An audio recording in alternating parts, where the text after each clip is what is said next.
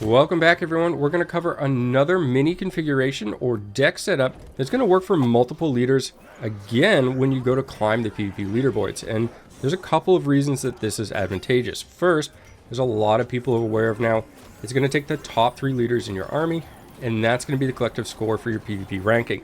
So if you play with other leaders than that and you happen to lose, you won't go down any rating. So this means you can safely stay at the same rating or potentially go up. And by having one deck that you can essentially use from leader to leader is really an effective way of getting a lot out of what you've put in and spent for the gold that you've acquired. If you're 100% free to play like me, one of the more difficult things is acquiring these minis, unlocking the abilities. So having one consistent group that you can place in multiple leader armies has been really nice. The second factor is as you continue to climb with one leader per faction, you get a reward every 200 points. So again, by taking the same loadout and moving it to different factions, we can collect on these benefits as well. Again, a huge boost to free-to-play players. Now, the game's only been out for a handful of days so far, and you can see in terms of my clan, which is unfortunately the only leaderboard that we have access to at this point, but you can see we've got myself up top, and then we've got some other players that are fairly active PvPers, and then a big clump of players. And this is probably where the majority of players are in many clans. I would assume this is fairly accurate at this point for the most players in the game. So we're going to show you a way that you can climb ahead of this and get an advantage over everybody else by getting additional rewards through PvP. And keep in mind that PvP is probably the fastest way to level. So when you've got 3 leaders with good ratings, you can play on the other ones without any fear of losing and just gain experience by using the same army that you may use in PvE as well, because a lot of these units are also strong in PvE. So that's just an added bonus. Alright, so let's go ahead and jump into match here, and I apologize for not looking at the camera. I actually play on phone because it's a shorter distance for you to travel with your finger or hand to swipe or retap, and I find that as more of an advantage. So I'm going to send my wolf down the middle, and this is because it can often take 2 chests before the enemy gets a chance to get either, depending on what they play. In this case, they spawn some skeletons directly on it. I did send my miner over to the right, and I'm going to send my kobold to the left. They have their leader coming down, and this may be a spell deck. I haven't seen much action so far. So they're probably going to just try to power this up. And what I need to do here is keep an eye on this left side. But I also want to keep pressure on the other side, because if I manage to stop this, they'll basically have nothing left. I'll send the wolf and see if I can actually pick him off before he gets powered up. And maybe with a combination of a blizzard and just be done with that. Now the golem will still come, but I have 2 cheap units, the griffin and the ghoul, which I can bring out to tank this. So I'll put the ghoul out when he gets in position. Let him start taking tower hits and then get the griffin up. Now I'll have to deal with those necromancers as well, and I also want to get back down the middle, so I'm just going to send my miner out. They're a little bit slower to get the chests than you would like, but at least it'll do the job in this case. I can counter that necromancer with my own. However, I'm going to let those skeletons get up and then place a wolf behind and take out the actual necromancer, and that should be a little more favorable. It's slow to take it out, or slower than I would like, but I do manage these chests. I can put my own necro on the right. I'm going to take out that whole unit just so I don't have to deal with it. I'll send a cobalt to the left, and I'm going to try to get all this gold right here, and I think I've got the pressure on where I can do so. If they try to counter that with anything, I think it will actually cost some resources, and I'll get a good push on their core.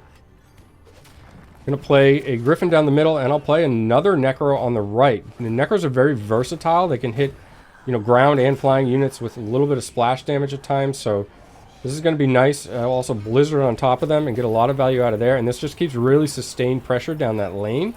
And I am just cleaning up in gold. So I'll put a Karn down the middle. And again, Karn adds so little to this deck. It's really a great way to show off how versatile this deck is and the fact that it will work with basically any leader. Is it going to be the best deck for every single leader out there? No, absolutely not. But the idea of this is to be able to run the deck with multiple leaders, level a whole bunch of things up, and get more for basically what you've put into the game as free to play, so that you can get more rewards, unlock more units, and so forth. So the fact that it is highly effective with the same set of units or minis is just absolutely fantastic. I'm going to send a cobalt to the left. If they're coming across, I will likely have to blizzard unless I can actually take them down here. I will now, in fact, blizzard, and I may have to follow up with a griffin. Actually, I'll just send the griffin down the right because that ghoul's going to eat, and I should be able to cut him off regardless of which way he's going. Going to send a Karn down the middle just to do some splash damage there. And I'm going to have to deal with their necro, and I could basically just trade 1v1 here by casting my own. Get a wolf down the middle to go with Karn. And I'm in really good shape here. I really don't feel much pressure from them. In fact, I'm just kind of controlling the whole map and controlling the resources more than anything. At this point, I'll save one more gold for the blizzard and just take everything out there, stopping that push. And our core remains having more health. Send some range down the middle. Griffin Rider with a ghoul, and we're about to go into overtime, and I think this is going to be advantageous for me because I've kind of been in control here, and they're somewhat similar. Obviously the leader is different, but the style of deck here is somewhat similar, and I just have an advantage with the Dark Iron Dwarf, just able to grab more. Blizzard on the Necromancer, and that should leave the Mage by himself. Some splash damage, and they're going all in here. Try to take the leader out if possible. Perfect. Get some necros up, and I think they're just shoving this side, so even better. If I can get a ghoul to go down the middle and get both chests, I'll be in good shape. And I think we'll pull this off. Again, I'm going to blizzard on their necro. That's really the unit I have the most fear of if it reaches me. And just by keeping that off, Karn up to do some more splash damage. And we should win this with the countdown. So as you can see, Karn really doesn't offer a ton to this deck, which is perfect because it allows you to move these same minis to another leader and just keep climbing that way. All right, so let's go ahead and take a look at the minis themselves now and talk about some of the pros and cons. But first, let's point out that the old Murk-Eye is the same as Sneed, which is the same as Hellscream, and the same as Karn in terms of the minis that I have set up for them. Because I've been PvPing on all these for the last couple of days, just to level these units up. Because as I mentioned, it's a fantastic source of experience. And some of these units are very strong in PvE, like the Necromancer, Blizzard, and the Wolf are all really good PvE units. So it's great to have these getting a lot of levels. So as for the units themselves, starting with Karn, which is the leader we played, well, he doesn't offer a whole lot to this particular setup, which is even better, right? I kept mentioning that a couple of times. He increases the health of Horde troops. Well, we aren't using any in this, so this setup can just be planted into any other leader, and it's still going to have some success, like I mentioned. It's unrealistic, to think that it's going to be perfect for every single leader out there, but I'm telling you that you can win matches like this, level units, as well as climb most likely higher than you are at this point in PvP just by using this on multiple leaders. That way you don't have to worry about buying 15 different minis, right? That's not going to happen for free-to-play players for a period of time. The Dark Iron Miners help you control the map, and we're playing Alterac Valley at this point. There's going to be different maps that come along. Alterac Valley is all about controlling those resources or the gold, and these Dark Iron Miners help you do that. They're incredibly good for just dropping wherever you want. You can drop them along with units that are, say, on the enemy core or one of their towers, and that will also help give you a stronger push. But in general, I try to reserve those for picking up the extra resources and just controlling the resources. This cost has a cost of 3.1, and this will vary depending on which leader you're using it with, but you'll be somewhere around 3. And that's nice because if you happen to lose control, you can still get units out and potentially regain that control and win the match. There's been a lot of matches where I'll have my core at 20% and still win by turning the tides back over. The Ghoul, very good for a cost of 2. This unit can tank, and you'll see during the gameplay that I drop this a lot of times in the area of my own tower or my own core, allowing it to then shoot arrows onto the enemy targets as well. So it just kind of takes the hits. It can also push and do a little bit of damage to the enemy structures if you manage to get it there, but a lot of times you just play this as a defensive play. The Griffin Rider is our answer to things that can attack the air. Very good against things like Tyrion army. You can send it out and basically just do damage over and over and over. And if you manage to get Tyrion separated, it can take out the entire footman pack, or it just does some damage against, say, the Molten Giants and things of that nature.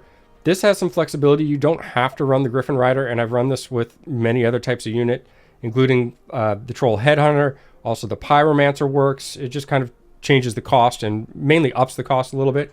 So I've stuck with the Griffin Rider for now, but that unit is definitely a flexible slot. The Necromancer is fantastic, and this gives you a lot of control over a single lane. You place it there, and they really have to counter it. And you saw in the gameplay that I was countering their Necromancer by casting Blizzard. I didn't want it to reach my base, just like they don't want it to reach theirs. This is more than capable of just taking things out on its own, and when you get support with it, it's even better. So very strong unit, incredible in PvE as well, so you'll want to get that and level it up when possible. Blizzard, a very strong spell. Incredible defense against swarm armies, and we're seeing so many Rivendare decks at this point. It's just nice to have some control, and also old Murkai decks that's going to take out a lot of the Tide Hunters. And even again, if you're playing something like Tyrion, it's nice to have some damage potentially after Tyrion's heal goes on cooldown. You could look to take some of the footmen out. The Wolves, and this is an incredible, or the Prowler as it's actually called, is just so good in the opener. You can send it down the middle. It can often get 2 chests. It's also a tank, which is very good at taking out casters or ranged units. Get a lot of value out of this unit because it's fast as well. And that's just an absolutely underrated skill or attribute to have in PvP. The faster units, the better, because you can control more of that map, again, when this comes to Alterac Valley. So overall, very solid setup that you can use here to continue to climb. As always, thank you so much for taking the time to watch, and have a great day.